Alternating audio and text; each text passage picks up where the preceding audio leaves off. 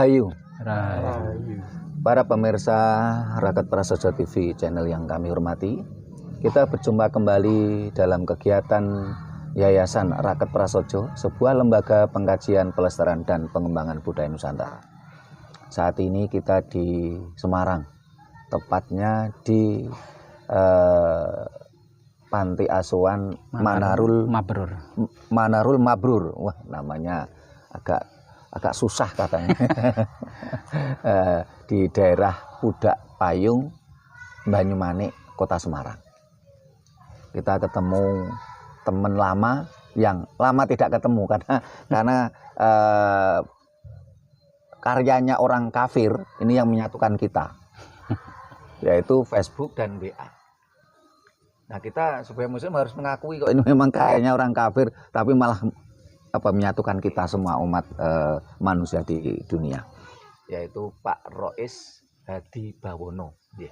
Pak Rois Bawono Hadi. Oh, Pak Rois Bawono Hadi ya, sampai saya terbalik. Nah, Rahayu Pak Rois. Rahayu. Nah, ini tadi kita Pak Rois jelaskan bahwasanya di sini ada bayi yang ditinggalkan orang tuanya.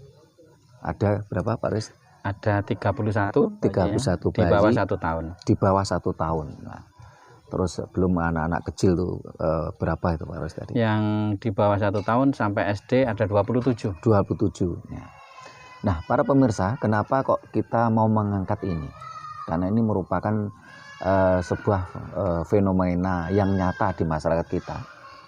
Banyak sekali di masyarakat kita itu ketika terjadi perceraian atau putusnya hubungan dari pasangan kita, entah itu pasangan resmi secara administrasi negara yang dinyatakan dengan buku nikah, dan setelah itu berpisah dengan dinyatakan keputusan pengadilan, ataupun berpisahnya pasangan yang tidak resmi secara administrasi negara.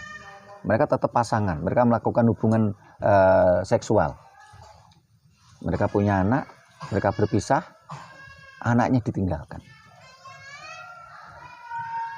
Mereka lupa tentang rasa kemanusiaan, bahwa anak kecil yang mereka proses tadi ini juga manusia, juga anak manusia, darah daging mereka. Dan mereka lupa kalau ada mantan pasangan. Saya lebih untuk tema ini kita sebut mantan pasangan. Saya tidak menyebut mantan suami atau istri, karena kalau bicara suami istri tentunya nanti arahnya administrasi. Nah, sementara banyak kasus di lapangan ini mereka belum suami istri ya Pak Rois ya. Tapi mereka kan tetap pasangan. Ada mantan pasangan tetapi tidak ada mantan anak. Bahkan dahulu sebelum adanya Undang-Undang Perkawinan nomor 1 tahun 74, ini orang tua kita ini tidak punya buku nikah.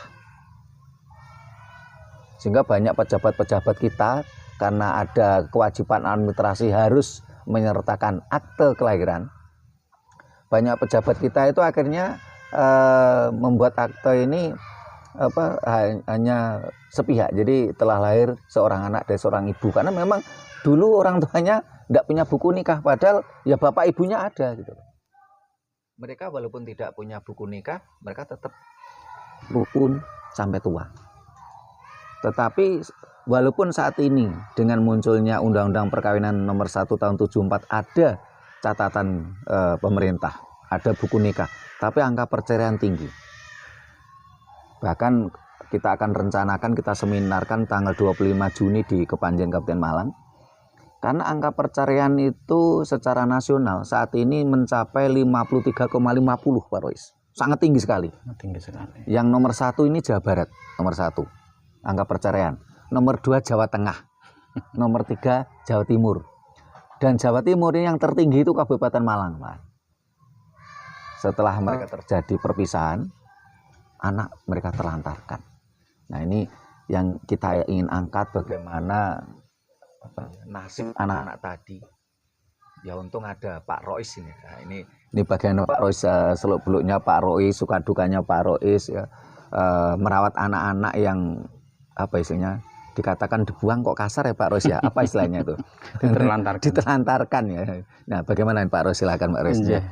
Matur nuwun, terima kasih untuk saudara-saudara dan pemirsa Raket Prasaja TV. Dikenalkan, saya Rois Bawono Hadi, asli Jawa Timur, Probolinggo. Saya bapak dari anak-anak yang ada di panti asuhan ini. Latar belakangnya kami mendirikan yayasan ini adalah sebuah keprihatinan terhadap karakter generasi di negeri ini. Yaitu saya pernah dikasih tahu oleh guru sekolah dasar saya bahwa orang Nusantara ini dikenal di seluruh dunia karena kebaikannya. Orangnya sangat baik, kemudian toleransinya tinggi, sangat mencintai negaranya, sangat menyayangi semua manusia yang ada di dalamnya. Kemudian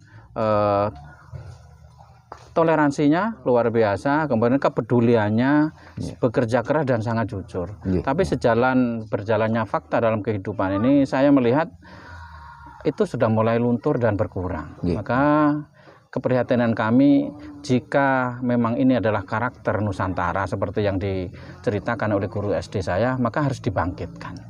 Harus diusahakan kembali, disadarkan kembali generasi ini bahwa negara ini adalah warisan leluhur kita dan ini adalah milik kita. Dan semua orang yang berada di dalamnya itu adalah keluarga kita. Maka apapun yang terjadi, kita akan sangat menyayangi mereka, sangat mencintai mereka, karena itu saudara. Akhirnya bersama teman-teman kami coba berbuat sedikit. Kita akan menolong anak-anak jalanan yang di usia sekolah tetapi tidak bisa sekolah, yang ditangkapi Satpol PP, kemudian ditaruh di resos, kemudian dibina di sana, kemudian kita sekolahkan. Tetapi kami bukan kapasitas, ternyata kemampuan kami tidak di bidang itu. Sangat sulit membangun kembali karakternya orang-orang yang mandiri, orang-orang yang hebat. Mereka 6 bulan, 4 bulan itu sudah kembali lagi ke jalanan. Harus mengulangi lagi masa lalunya bersama orang tuanya, meminta-minta lagi. Akhirnya kita putuskan, ya sudah, kalau begitu kita bantu siapapun yang butuh dibantu, kita tolong siapapun yang perlu ditolong di negeri ini. Tanpa syarat. Tanpa syarat. Luar biasa ini. Jadi kami selalu mengajari anak-anak menolong tanpa syarat, memberi tanpa mengingat, menerima tanpa melupakan. Jadi selama kita bisa menolong, membantu dari manapun, kemudian keyakinannya apapun, sukunya apapun, masalahnya apapun, selama kita bisa, ya sudah ditolong saja tanpa prosedur apapun, tanpa syarat apapun. Dan alhamdulillah awal-awal yang datang itu anak-anak yang ditinggal berantakan, cerai oleh keluarganya, kemudian anaknya tidak diurus, kemudian usia kelas 4 SD, ada yang kelas 3 SD, kemudian dititipkan ke kita sekolahkan. Tahu-tahu ada datang lagi perempuan dalam kondisi hamil belum menikah. Kemudian kita bantu, kita selesaikan sampai persalinannya, kemudian bayinya dititipkan ke kami. Kemudian ada janda yang hamil tanpa suami, ada yang bertanggung jawab, kemudian datang ke kita bantu. Kemudian ada orang-orang yang sepuh, orang-orang tua yang tidak diurusi oleh keluarganya, anak-anaknya juga tidak mau merawat orang tuanya, sudah kemudian datang ke kami, kita tampung. Nah begitu, alhamdulillah sampai hari ini sudah 80 orang yang kami asuh. Kemudian 6 diantaranya adalah sarjana, yang 31 itu bayi di bawah 1 tahun, kemudian yang sudah diambil oleh keluarganya ada 32 orang, yang menunggu kelahiran di panti masih ada 47 orang. Terima kasih Pak Rois, ini luar biasa. Ada satu hal tadi Pak Rois mengatakan bahwasanya dulu Nusantara ini penuh dengan toleransi. Karena memang, nah ini yang berkali-kali kita sampaikan di channel kita, karena ajaran leluhur Nusantara ini berkonsep apa? Membangun renaning tiasing sesami. Selalu membuat sukacita sesama. Sesama ini sesama hidup. Ya sesama manusia, ya binatang, ya tumbuhan, sesama hidup. Nah, ajaran leluhur yang berjati diri ini semakin hari semakin hilang, terdegradasi karena datangnya ajaran luar, ajaran Dayo, terutama yang mengajarkan mereka merasa beriman kalau cuman sekeyakinan, seiman, seagama. Kalau tidak sekeyakinan bukan saudara. Ini kan akhirnya merusak, membuat degradasi jati diri Nusantara. Nah ini apakah bagaimana seharusnya kita menyikapi ini, karena saat ini bangsa kita kan memang sedang mabuk keyakinan gitu loh. Sehingga mereka mabuk keyakinan, bahkan mereka ingin menjadi duplikat dari bangsa yang mereka puja. Mulai dari cara berpakaian, mulai dari cara berpenampilan, rambutnya, jenggotnya, mereka ingin meniru plek, menduplikat bangsa yang mereka puja. Mereka lupa siapa dirinya. Tuhan menciptakan kita ini dengan alam semesta yang warna-warni. Kenapa harus menduplikat bangsa lain? Nah, karena hal tersebut akhirnya terdegradasilah karakteristik jati diri Nusantara yang sebenarnya sangat universal. Membangun renaning dasing sesami yang disampaikan Pak Rois tadi. Tetapi dengan masuknya ajaran asing tadi, ajaran Dayo tadi, mereka menjadikan egonya tinggi, mereka hanya menganggap saudara itu kalau sekeyakinan saja. Walaupun seagama, ya, tapi kalau tidak keyakinan masih juga dimusuhi. Benar, nah, ini bagaimana kalau menurut Pak Rois tentang fenomena ini, Pak? Iya, Mas. Generasi itu harus disadarkan bahwa yang membuat semua perbedaan itu adalah Yang Maha Satu, Tuhan itu sendiri. Dan yang paling pantas untuk Indonesia ini, ya Indonesia ini sendiri. Betul. Kita tidak akan pantas menjadi orang lain. Karena Tuhan sudah mentakdirkan kita hidup di negeri yang seperti ini, kemudian leluhur kita sudah memberikan ajaran-ajaran, dan harus dipahami bahwa semua manusia itu berhak untuk menentukan sikapnya sendiri-sendiri. Tidak boleh dipaksakan untuk harus sama dengan kita. Tidak bisa. Itu. Karena setiap manusia memiliki keyakinan, memiliki imajinasinya sendiri, termasuk imajinasinya tentang Tuhan, tentang nilai-nilai kebaikan. Sehingga kalau imajinasi bangsa lain dipaksakan di sini, tentunya akan terjadi tidak apa-apa, Mas. Tidak akan terjadi kerusakan. Benar. Jadi ya sudah disadarkan saja bahwa kita akan tetap menghargai semua orang yang berada di negeri ini, apapun keyakinannya. Sebab nuwun sewu, leluhur kita itu mempersilahkan masuknya keyakinan-keyakinan yang berbeda itu bukan karena mereka benar, tapi karena leluhur kita sudah sangat toleransi, menghargai semua kebaikan yang ada. Jadi bukan menganggap karena keyakinan yang datang itu benar, bukan karena itu. Karena sangat luhurnya, sangat mulianya pemahaman hidup leluhur kita, sehingga mempersilahkan berkembangnya semua keyakinan, yang penting baik. Nah, kalau ternyata tidak baik, ya seharusnya akan terusir sendiri, akan kemudian manusia secara naluri. Jika ada sebuah sistem kebaikan ternyata tidak mampu membuat manusia itu jadi semakin baik, pasti akan dihindari oleh manusia, pasti akan ditolak sendiri oleh manusia, dijauhi sendiri oleh manusia. Sebenarnya kita tidak usah ribut-ribut tentang urusan orang lain, keyakinan orang lain. Pasti tidak akan laku jika ternyata keyakinannya tidak mampu membuat kondisi manusia menjadi semakin baik. Karena memang keyakinan kan sebuah privasi, tidak boleh dibawa ke publik. Sehingga kalau dalam konsep Jawa tadi kan membangun renaning dasing sesami, ini bahasa yang agak sulit barangkali kalau untuk anak muda. Kalau bahasa yang gampang gini, ora ono rasa seneng kejaba nyeneng kelian. Betul. Tidak ada rasa sukacita kecuali membuat sukacita orang lain, pihak lain, bukan orang lain, tapi pihak lain. Karena pihak lain itu ya bisa manusia, makhluk, bisa hewan, bisa tumbuhan. Ini memang konsep ajaran leluhur kita yang betul-betul yang berdasarkan alam semesta, secara teles. Nah, kembali tentang bagaimana tadi tidak ada mantan pasangan, tapi tidak ada mantan anak. Kalau seandainya mereka ini ya, Pak Rois ya, yang mereka tega ya meninggalkan pasangannya karena egonya. Setelah itu di situ ada keturunannya. Tentunya kalau mereka tuh sadar betul, dia juga manusia, yang ditinggalkan manusia. Tentunya mereka rasa kemanusiaannya yang harus dipupuk, karena saat ini rasa kemanusiaan ini seperti terdegradasi juga ini Pak Rois ya. Memang banyak kasus ya Pak Rois ya, di sini ada yang mohon maaf ada suami istri yang sah secara hukum negara. Setelah itu terjadi perceraian. Si suami itu pergi dengan perempuan lain, atau kebalikannya saat ini. Karena tadi saya sampaikan angka perceraian ini 53,50% dari 2017 sampai 2021. Ternyata dari kasus tadi ini 75% perempuan yang gugat laki-laki Pak Roy saat ini. Berbeda dengan era-era sebelum tahun 70-an. Yang kakean polah itu laki-lakinya kalau dulu itu. Perempuannya cenderung nerima nasib, suaminya atau pasangannya pergi, dia begitu baik hati tetap merawat anaknya, bersusah payah merawat anaknya. Nah, fenomena terakhir nggak seperti itu, Pak. Dari kasus tadi ini 75% perempuan menggugat laki-laki. Ya. Mereka setelah terjadi berpisah, mereka lupa pada anaknya.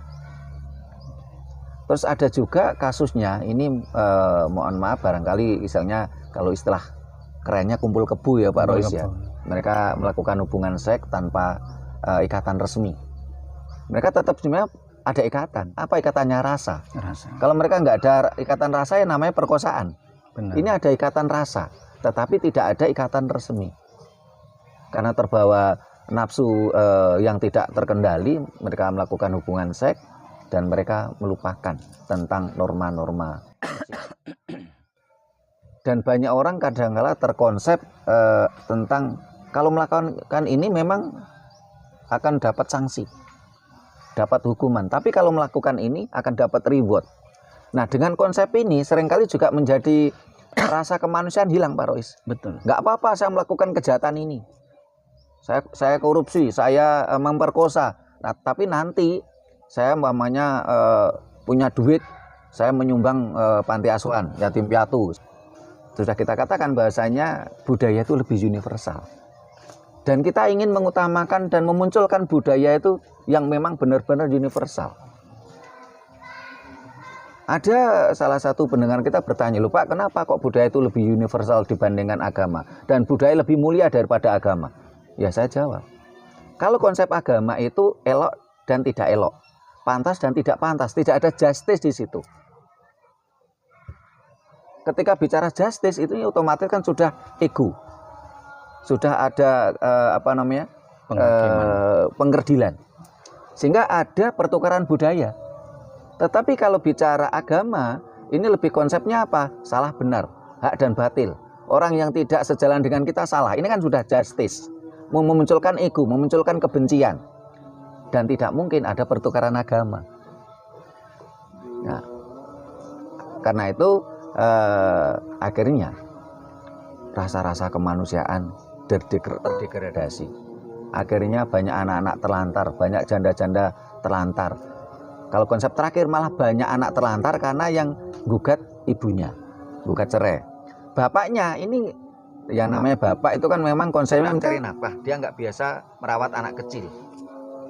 Akhirnya anak terlantar. Ibu nggak peduli, bapak nggak bisa merawat anak. Ya untung ada salah satunya adalah Pak Rois ini yang berkenan merawat anak-anak kecil tadi. Nah, ini bagaimana tentang suka dukanya Pak Rois merawat mereka, Pak Rois? Ya. Terima kasih Mas. Dasar awalnya, pokoknya cuma cinta yang tulus saja. Cinta yang tulus. Apapun yang dilakukan, jika yang dilakukan itu didasari dengan rasa cinta, maka dukanya tidak ada. Jadi selama 11 tahun ini kami berdua sama istri ya biasa saja, ya senang, ya bahagia. Kami cuma melihat bahwa dia adalah manusia yang dilahirkan di bumi ini, dia adalah orang Indonesia, dia adalah keluarga Nusantara yang harus diselamatkan hidupnya, diberi kesempatan di akhirnya nanti untuk bahagia seperti orang-orang yang lain. Mereka harus tetap disayangi sama, diperlakukan sama seperti ya keluarga sendiri.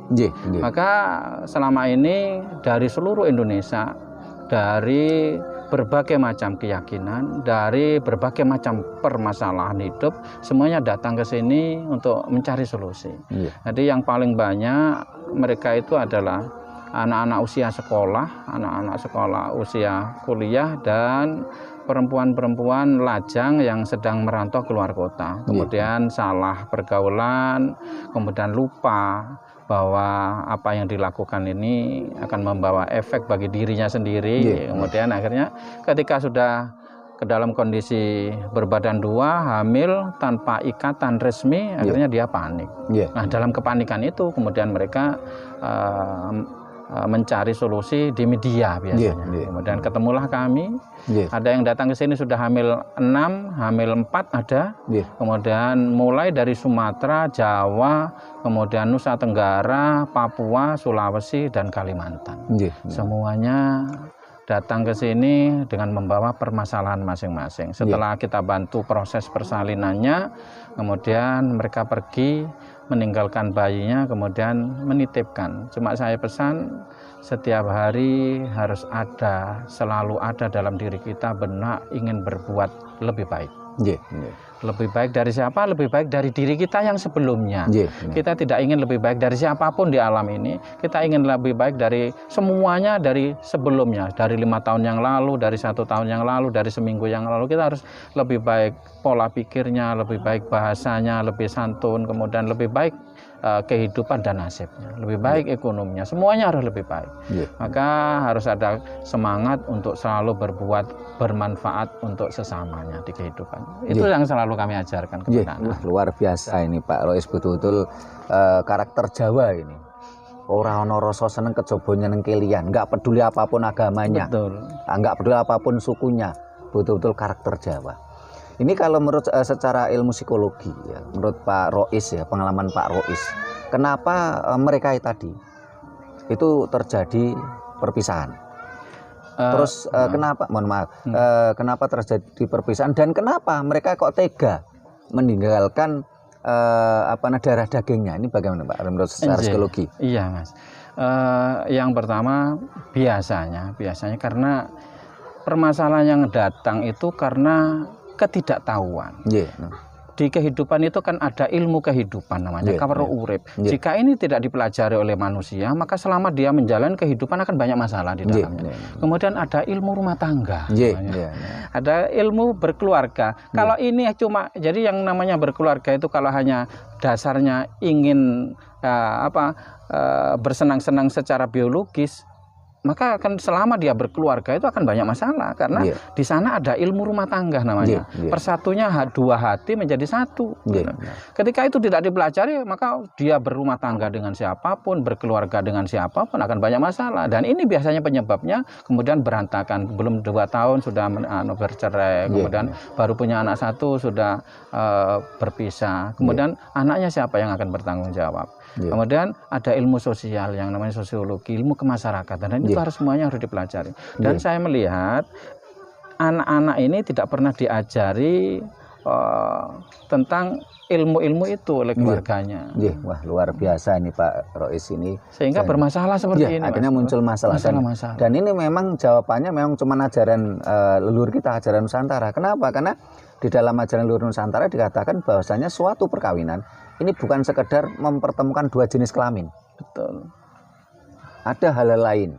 Sehingga di dalam naskah perkawinan menurut konsep Jawa ini ada 3. Janaloka, Indraloka, Guruloka. Bukan hanya 2. Dan biologis ini tidak termasuk nafkah rumah tangga. Betul. Karena biologis ini nafkah biologis ini sebenarnya bukan nafkah, tapi ini adalah insting, kebutuhan hidup.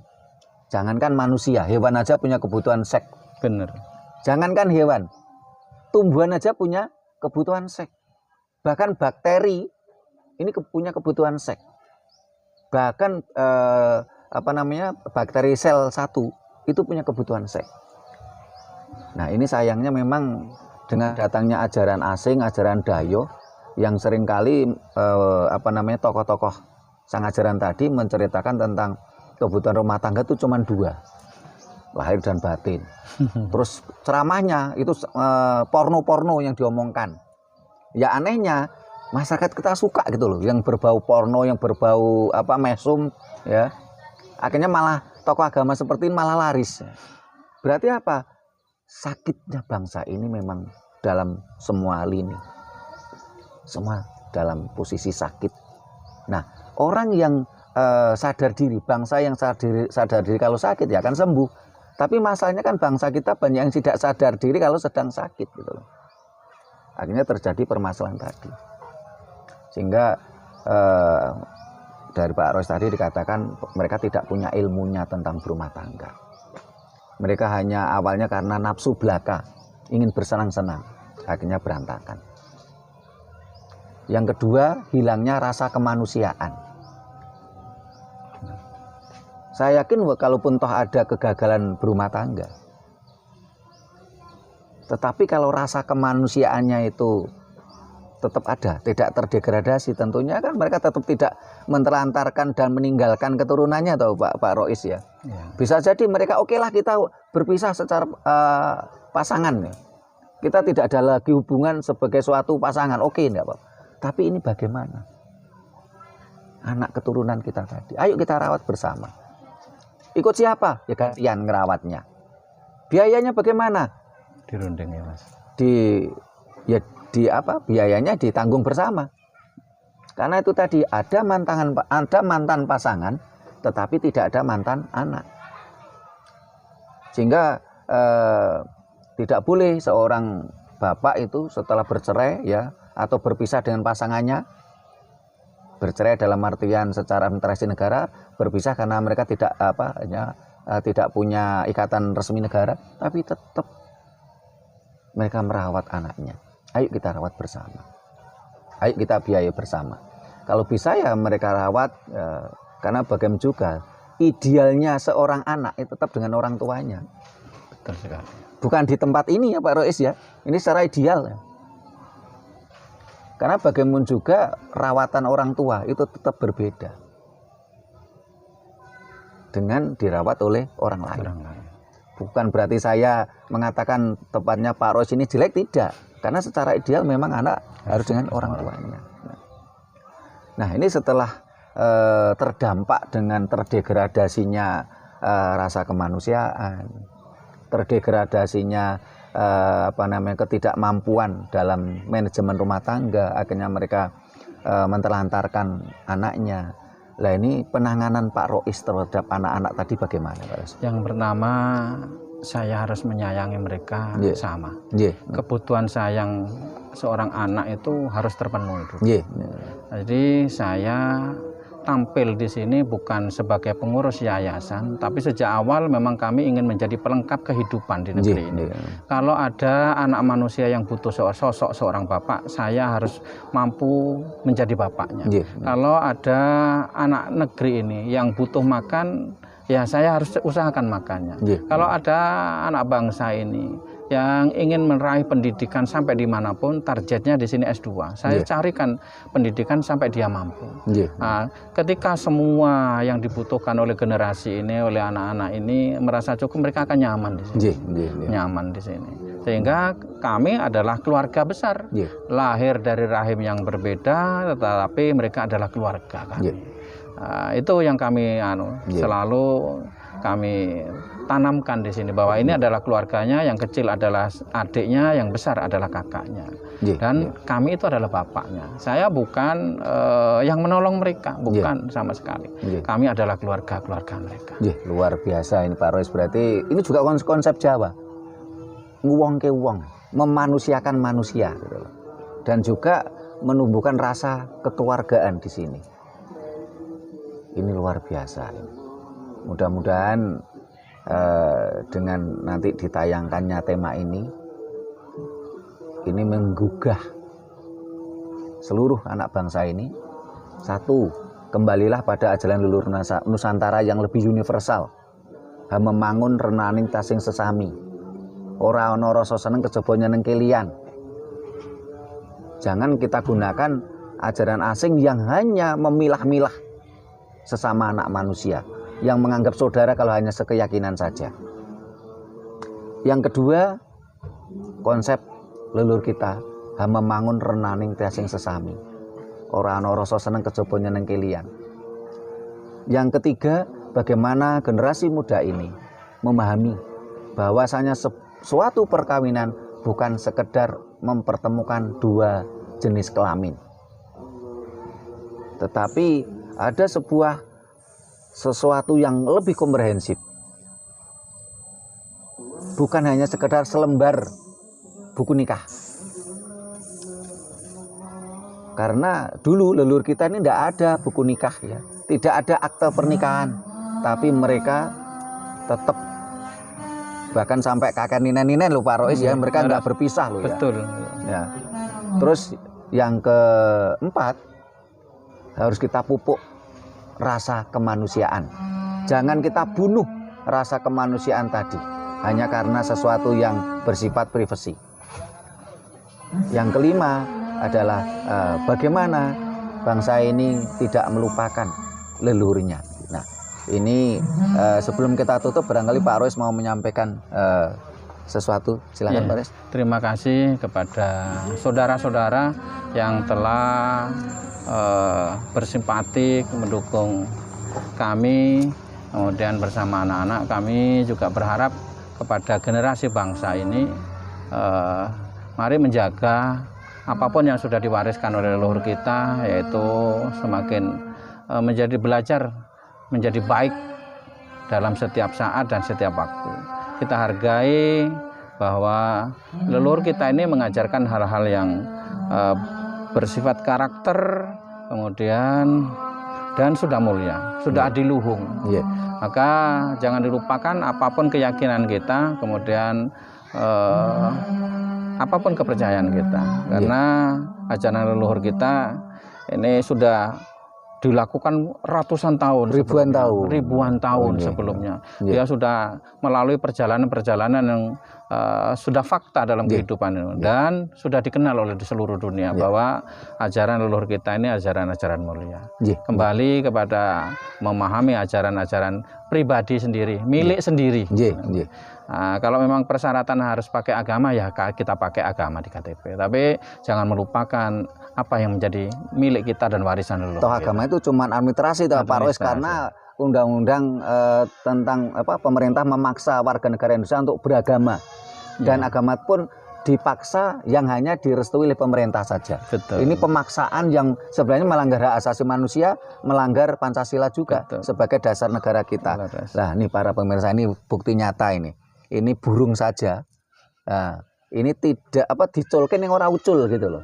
Dilepaskan tapi tidak lepas. Tidak mau lepas. Tidak mau lepas. Ini bukti nyata ini bagaimana rasa kasih memangun renaning tiasing sesami. Ora ana rasa seneng kejaba nyeneng kelian, dan kata lian, kata sesami ini bukan sekedar manusia, tapi juga tumbuhan dan binatang, semua ciptaan, semua yang hidup. Ini buktinya ini lah. Ini coba di closing Mas admin ini burungnya ini. Nah, ini bukti nyata. Jadi kita nggak cuman jari ini jari. Nah, ini luar biasa ini. Nah, bukti nyata. Memangun renaning tiasing sesami. Ora ana rasa seneng kejaba nyeneng kelian. Sebuah moto, sebuah filosofi dari leluhur kita yang sudah dipraktekkan oleh Pak Rois Hadi Bawono. Bawono Hadi. Pak Rois Bawono Hadi. Nah, para pemirsa yang kami hormati, demikian tadi bincang-bincang kita, mudah-mudahan mampu memberikan pencerahan pada kita semua, pada anak bangsa ini, tentang ada mantan pasangan tetapi tidak ada mantan anak. Terima kasih. Bila mana ada kata-kata kami yang kurang berkenan, ada tata krama kami yang tidak memadai, kami mohon maaf. Sampai jumpa di kegiatan kita lainnya. Rahayu. Rahayu.